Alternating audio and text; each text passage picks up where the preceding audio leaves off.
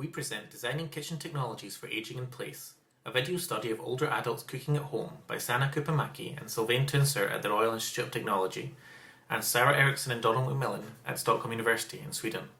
This work is part of the Digital Futures project, Advanced Adaptive Intelligence Systems. Cooking is an integral part of independent living. Technologies providing collaborative support that combine cognitive and physical assistance in the home environment are still very rare, with most being focused on step-by-step delivery of recipes, or choosing them based on goals such as health, sustainability, or availability of ingredients.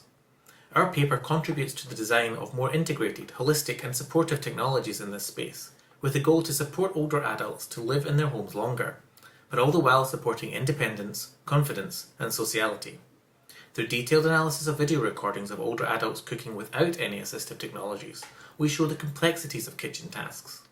We present design principles that can be embedded into future kitchen technologies to help ensure that they fit with the needs and practices of older adults, while achieving the goal of helping them age in place. We report findings from a qualitative study conducted among older adults, those 65 years and over, in their own home where they lived alone or with their spouse.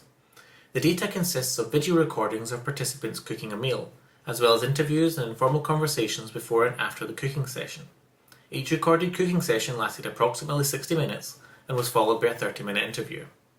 Participants were recruited through their prior participation in design workshops at the university and were asked to be prepared to make a meal of their own choice in their own kitchen.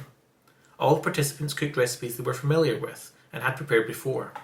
They were not asked to follow a formal recipe, however they were free to do so. The analysis of the video recordings was guided by the principles of visual content analysis. The aim here is to unpack practices which are in plain view, seen but unnoticed. While many actions in the kitchen, which is a familiar and intimate environment, are highly routinized, they are also shaped in specific ways according to the locale and the unexpected developments of the ongoing cooking task. The recordings are watched with an eye to the flow of actions, conflicts and interruptions in the cooking process. In order to focus on age-related opportunities, instances involving fluencies and disfluencies in action due to physical and cognitive changes were highlighted. In an iterative process over multiple sessions, we extracted and categorized the clips of these instances, settling with top-level categories of physical manipulations, including cutting and chopping and opening and closing, organization and coordination of tasks, including switching between tasks and monitoring ongoing ones, and reorchestration and reorganization, including inserting and reordering tasks in the overall cooking action. To protect the participants' privacy, as you can see, their faces have been blurred and pseudonyms have been used. Participants demonstrated and described fluencies and disfluencies in actions ranging from opening packages, using knives, lifting tools and reaching for items in cabinets. The difficulties they experienced could delay or interrupt the ongoing course of action, and while some were resulting from age-related physiological changes, such as lack of strength or joint pain, others were not. In this example clip, we see some of these issues and highlight the support that could be offered. Emily visibly struggles to chop an onion here, starting to chop in a vertical motion with a knife in her right hand, using her left hand to hold the onion chopping board, but soon starts to struggle. Her limited strength plays a considerable role. She stated that arthritis had made such actions increasingly difficult and painful, showing the effects of changing dexterity on the cooking task. Emily's difficulties to chop the onion can in part also be explained by the knife's apparent bluntness. She adjusts the hold of both the knife and onion and continues to chop using a sawing motion while leaning her upper body closer and over the counter, highlighting the opportunity to support tool choice and maintenance.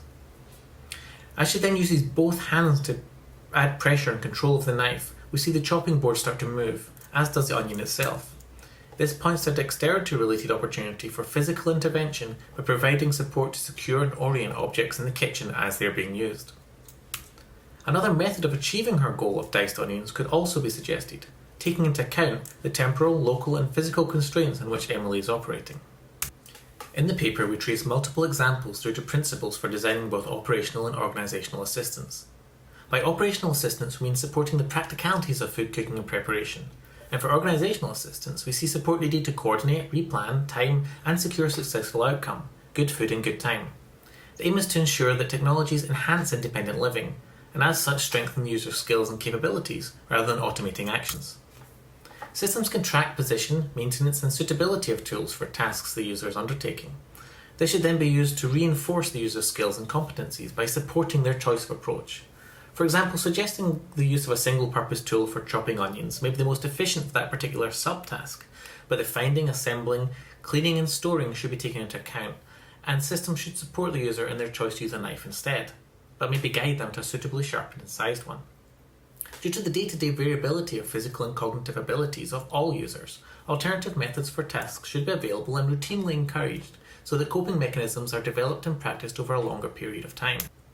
Moving from one task to another requires fitting in with the temporal aspects of the cooking process and the spatial layer of the kitchen itself, and the location of objects and tools within it, all of which keep changing as the different tasks progress. In supporting the organisation and coordination of cooking actions, technologies then present options and their consequences in a participatory manner, supporting rather than instructing. Having the capability to provide this supported planning and coordination also enables reassurance of the user and supporting them to reflect on the current progression of the tasks they are carrying out during their food preparation. Thank you for your attention, and we look forward to discussing this work with you during the conference.